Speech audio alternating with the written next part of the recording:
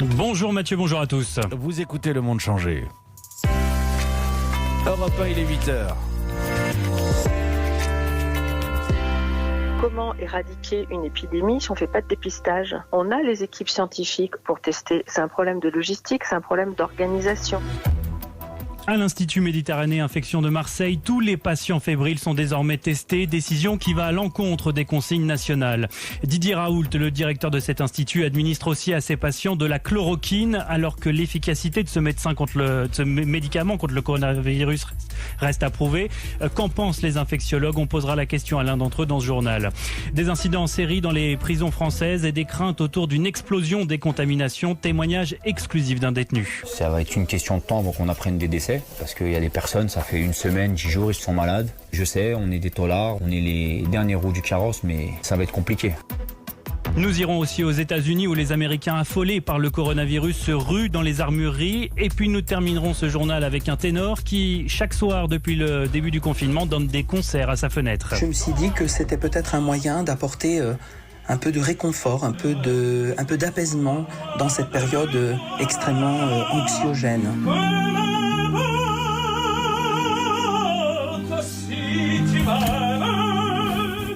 Un peu de musique à la fin de ce journal et à 8h15, Marine Le Pen, la présidente du Rassemblement National, est l'invitée de Sonia Mabrouk. Marine Le Pen qui répondra à vos questions de 8h30 à 8h45. Vous vous inscrivez maintenant, le 3921, le hashtag Radio Ouverte à 8h45 bien sûr. La revue de presse de Nicolas Canteloup, 8h02, bon réveil. Écoutez le monde changer. Il s'était exprimé pour la toute première fois sur Europe 1 pour dévoiler sa trouvaille. Le professeur Didier Raoult, directeur de l'Institut Méditerranée Infection de Marseille, défend depuis des semaines l'utilisation de la chloroquine pour soigner les malades du coronavirus. Résultat exceptionnel, assure-t-il. Résultat balayé d'un revers de main par certains de ses confrères qui remettent en cause sa méthode d'essai thérapeutique. Mais la donne a changé depuis quelques heures. Depuis qu'Olivier Véran, le ministre de la Santé, a annoncé que ce traitement allait être expérimenté à plus large échelle par plusieurs pays européens, dont la France. Didier Raoult n'a pas attendu cet essai clinique pour prescrire cet antipaludéen à tous ses patients, mais ce n'est pas tout. Désormais, son institut propose le dépistage systématique du virus, ce qui va totalement à l'encontre des consignes officielles. À Marseille, Nathalie Chevance. Une très longue file d'attente devant l'IHU à Marseille. Voilà ce que l'on peut voir depuis quelques jours. Des patients le plus souvent fébriles, gantés, masqués, qui viennent se faire dépister avec une simple carte vitale. Résultat du test communiqué sous 72 heures. Initiative en totale contradiction avec les consignes de confinement. C'est ici aussi où l'on teste l'hydroxychloroquine associée à un antibiotique. Désormais proposé aux patients infectés. Parmi eux, la députée des Bouches-du-Rhône, Valérie Boyer, toujours sous traitement. Après 4 jours d'hospitalisation, elle est rentrée chez elle. Le professeur Raoult, ça fait des semaines et des semaines qu'il propose une solution pour lutter contre le Covid-19.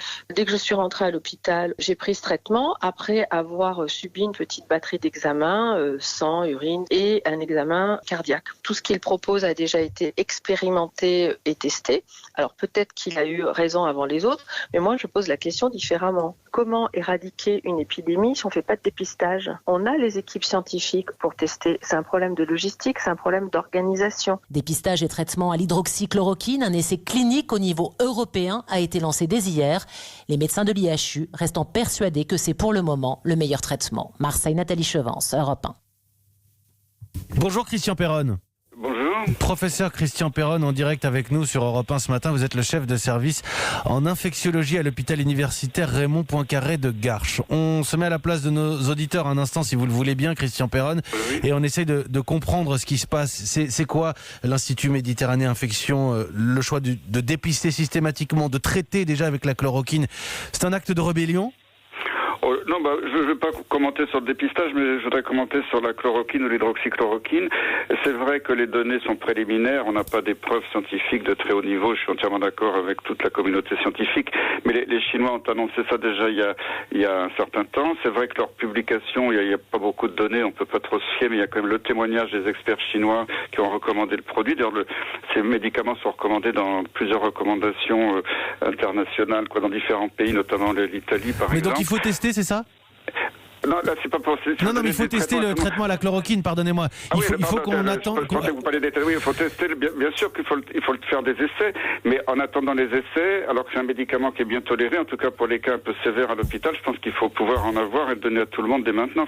Disons-le une bonne fois pour toutes, quels sont les effets secondaires de la chloroquine, un antipaludéen, je le rappelle? Ça peut donner des douleurs, ça peut donner de la fièvre, ça peut donner des symptômes qui sont pas très méchants, et l'histoire cardiaque, c'est vraiment très rare, et si on surveille, il n'y a pas de problème. Donc il faut tester, quitte à passer au-dessus du protocole scientifique. Pour l'instant, il y a une urgence sanitaire. Oui. Après, si c'est très bien de faire les études pour les faire, mais on n'a pas le temps. Chez les malades qui sont pas trop graves, parce qu'on va faire des tirages au sort, du placebo, etc. Là, chez quelqu'un qui est très grave, qui est hospitalisé, qui peut passer en réanimation, il faut pas attendre ça. C'est tout. Et puis après, quand on en saura plus, soit c'est pas un produit excellent, on passera à autre chose, ou peut-être que l'industrie pharmaceutique nous proposera un nouvel antiviral mieux. Mais pour l'instant, et simplement, permettez-moi, mais sur le dépistage, vous dites que vous ne voulez pas vous prononcer. Oui. Alors sans entrer spécifiquement sur le dépistage en lui-même, mais simplement, on a le sentiment que le discours officiel scientifique est contesté à sa base. Mais c'est-à-dire que le dépistage, à partir du moment où on est dans une phase un petit peu massive de l'épidémie, on voit très bien sur les signes cliniques qui est malade et qui est pas malade. Après, ce dépistage systématique sera peut-être plus intéressant à mon avis quand la vague va retomber pour dépister les gens qui restent contaminés. Mais si on a les moyens de le faire, pourquoi pas? Mais là, ça ferait beaucoup de personnes à dépister, alors qu'on sait qu'il y a beaucoup de gens qui sont peu symptomatiques. Mais c'est vrai qu'ils sont responsables de la dissémination. Mais dépister, si on n'a pas de quoi traiter derrière, pour l'instant, faut être prudent. Le débat au sein même de la communauté scientifique, on l'entend dans le journal de 8h sur Europe 1 ce matin, en direct avec vous, professeur Christian Perronne. Merci beaucoup. Vous êtes le chef de service en infectiologie à l'hôpital universitaire Raymond Poincaré de Garches. C'est un document très attendu qui va arriver aujourd'hui sur le bureau d'Emmanuel Macron. L'avis du Conseil scientifique sur un éventuel prolongement et durcissement du confinement. Le président prendra ensuite sa décision, mais au vu du dernier bilan, près de 700 morts, on se dirige tout droit vers une prolongation, voire plus. Claudia Bertram. On n'imagine pas que dans moins de 7 jours, le confinement soit levé, reconnaît un conseiller à Matignon. Même si dans l'entourage du président et du Premier ministre, on le martèle, tout repose sur l'avis du Conseil scientifique. Difficile de se prononcer avant ce nouveau point, dit l'Élysée. Hier soir, c'est le Conseil d'État qui a déjà donné son avis. Le gouvernement doit revoir sa copie concernant le sport, les marchés et les visites médicales. Il faut reconnaître que tout n'est pas très logique dans les interdictions qui sont posées, admet un conseiller ministériel. Favorable au durcissement des règles, durcissement réclamé par des médecins et des politiques de tous bords, comme Anne Hidalgo qui a déjà fermé les parcs et interdit l'accès aux quais de Seine. D'autres maires ont aussi pris des mesures drastiques, comme la fermeture des plages ou des couvre-feux à Nice, Perpignan et Charleville-Mézières. On soutient ces initiatives locales, dit Matignon, en attendant évidemment les nouvelles préconisations du Conseil scientifique. L'exécutif l'assure, on prendra toutes les mesures nécessaires pour protéger les Français. Quant aux élèves, ils ont désormais une date potentielle de retour dans leurs établissements scolaires. Ce matin, dans le journal Le Parisien, aujourd'hui en France, Jean-Michel Blanquer, ministre de l'Éducation, évoque le 4 mai comme scénario privilégié. Ce sont des scènes que l'on vous avait déjà racontées il y a quelques jours. C'était en Italie, des prisonniers sur les toits et saccageant leurs cellules. Et bien désormais, c'est en France que ces incidents se produisent par dizaines. Hier, à Fleury-Mérogis, notamment, 200 détenus se sont révoltés de peur d'être contaminés eux aussi par le coronavirus. Salomé Legrand a pu joindre l'un d'entre eux et nous l'appellerons Yuri. Il est détenu dans l'un des plus gros centres pénitentiaires d'Île-de-France. C'est un document européen. Le service médical en prison en temps normal marche au ralenti, donc là il est catastrophique. Pas de paracétamol, rien. On a 2-3 infirmières qui essayent de faire ce qu'elles peuvent. C'est un peu compliqué. On n'a plus rien, plus de scolaires, plus de parloirs. Bon, ça c'est un peu logique. Les surveillants qui n'ont pas les moyens de faire leur boulot correctement. C'est pas des amis, c'est des surveillants, mais il faut être humain. On leur interdit le port du masque. Ils ont la peur au ventre parce que le soir ils rentrent chez eux, ils ont des familles. Et puis nous, voilà, les détenus, ça va être une question de temps avant qu'on apprenne des décès. Parce qu'il y a des personnes, ça fait 1 semaine, 10 jours, ils sont dans leurs cellules, ils sont malades, ils toussent, ils ont des vertiges, de la fièvre. Les mecs restent dans leurs cellules et puis si jamais ils sont testés positifs, leur co-détenu par défaut reste aussi avec eux confinés. Puis la peur aussi de perdre un membre de sa famille et d'être ici. Ça c'est très difficile aussi. Je sais, on est des taulards, on est les derniers roues du carrosse, mais ça va être compliqué. Ils savent qu'il n'y a pas que des enfants de cœur en prison. Là pour l'instant ici c'est calme, mais qu'en apparence. Quand ça va dégénérer, ça dégénérera. Ce sera des choses qui seront plus sous contrôle. Le témoignage d'un détenu joint pour Europe 1 par Salomé Legrand. Vous restez bien avec nous. Dans un instant, nous partons pour les États-Unis, où les Américains se ruent sur les produits de première nécessité. Mais dans les chariots, il n'y a pas que du riz, du sucre, du papier toilette ou des pâtes. Il y a aussi des armes à feu. À tout de suite sur Europe 1.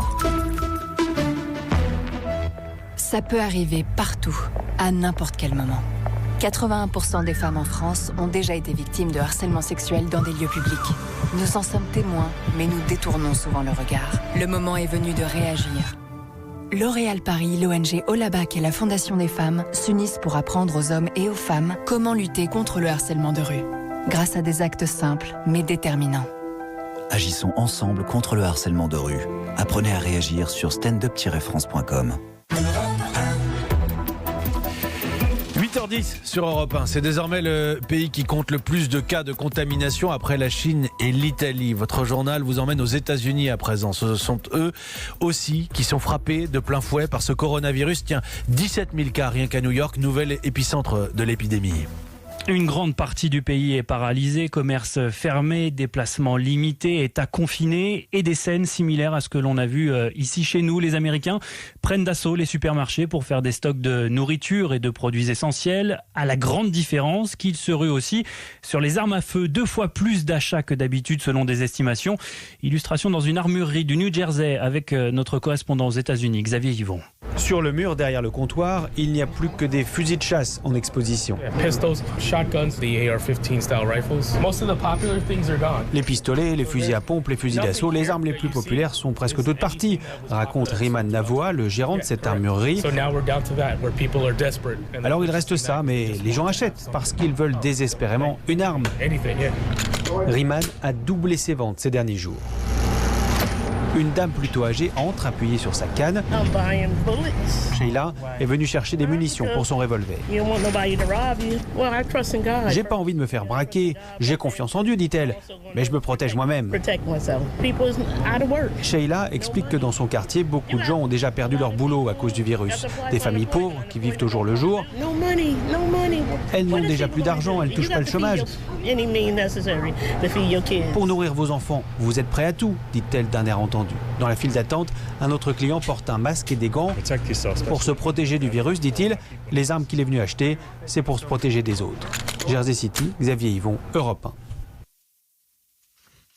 La pandémie, le continent africain est désormais lui aussi touché par le coronavirus. 1100 cas pour 26 morts dans 40 pays. Un bilan largement sous-évalué. Bonjour Vincent Hervouette. Bonjour. Ce week-end, plusieurs pays ont pris des mesures radicales. D'autres font comme si de rien n'était, comme la Guinée d'Alpha Condé. Alors à la guerre, il y a des profiteurs de guerre. Le président de la Guinée en fait partie. La Constitution lui interdit de faire un 3e mandat. Alpha Condé a donc imaginé une réforme constitutionnelle qui promet plus d'égalité, qui interdit le mariage des enfants, l'excision, tout ça très bien. Mais le meilleur, c'est qu'il pourra faire 2 mandats supplémentaires. Évidemment, l'opposition a boycotté le référendum. Des bureaux de vote ont été saccagés. La police a tiré dans le tas. 10 morts hier, 30 ces dernières semaines. L'intérêt du coronavirus, c'est que le monde regarde ailleurs. Les présidents des pays voisins devaient venir en Guinée pour raisonner leurs collègues. L'épidémie les a contraints à rester chez eux. Les mains libres et les mains sales, Alpha Condé, 82 ans, semble immunisé contre la peur, contre la honte et peut-être contre le coronavirus. On en parlait tout à l'heure avant le journal de 7h dans notre revue de presse internationale. L'Afrique, jusqu'ici épargnée, a basculé ce week-end dans la guerre au coronavirus. Alors le Rwanda, l'île Maurice ont ordonné le confinement, l'Angola, le Congo-Brazza, la Côte d'Ivoire, le Burkina ont fermé les frontières et les lieux publics. Le nombre de cas de contamination augmente rapidement, mais les morts se comptent sur les doigts des 2 mains à peu près. Les Américains avancent une hypothèse pour expliquer ce mystère, le recours massif en Afrique à la nivaquine. Ce médicament soigne le paludisme, il ne soigne pas l'autre fatalité africaine, les tyrannosaures qui s'incrustent au pouvoir. C'était le regard international, comme tous les matins dans le journal de 8h, le regard international de Vincent Hervouette. Allez, si vous le voulez bien, Mathieu, terminons ce journal en musique avec un chanteur lyrique professionnel qui chaque soir donne de la voix à la fenêtre de son appartement parisien. Thierry Geffrotin. Allons enfants de la patrie.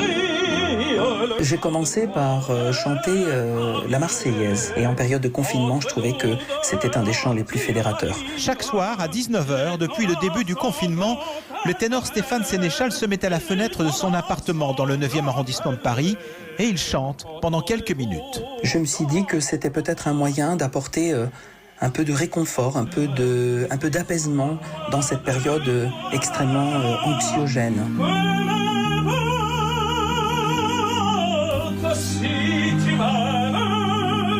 Stéphane Sénéchal est très ému quand il vous parle de ces mini-concerts qu'il offre à ses voisins et qu'il dédie aux malades et à tous les combattants de l'ombre. Le seul message qu'il faut entendre aujourd'hui, c'est ensemble contre le virus, restez chez vous. Dans le bleu de toute l'immensité.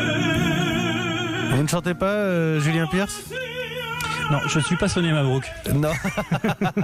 On va la retrouver dans un instant. J'aurais juste avoir une pensée pour les voisins de ce monsieur qui l'ont maudit pendant des années à répéter chez lui et qui sont ravis de l'avoir aujourd'hui dans l'immeuble. Merci Julien Pierce. C'était le journal de 8h et effectivement nous retrouvons